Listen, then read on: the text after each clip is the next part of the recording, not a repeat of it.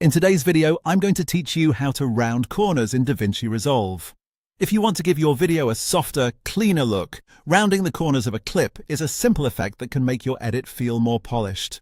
This can be useful for picture-in-picture layouts, social media style edits, or anytime you want your footage to feel a little less rigid on screen. The good news is that DaVinci Resolve makes this very easy once you know where to find the right tool. To get started, go to the Effects section in the top left area of DaVinci Resolve and click on it.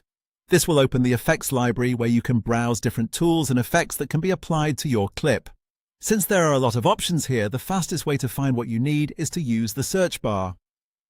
In the search field, type Transform. As the results appear, look under the Resolve FX category. You should see the transform effect listed there. Once you find it, click and drag the transform effect directly onto the video clip you want to edit in your timeline.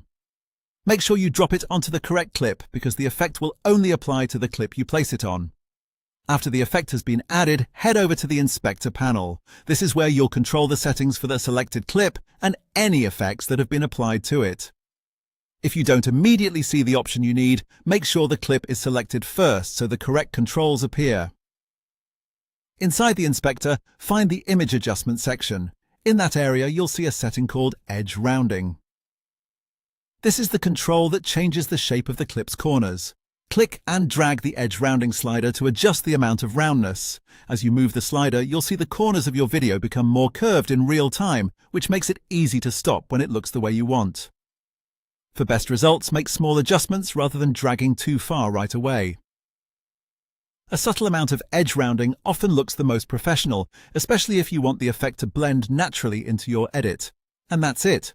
Once you've adjusted the slider to your liking, your clip will have rounded corners and a more refined visual style.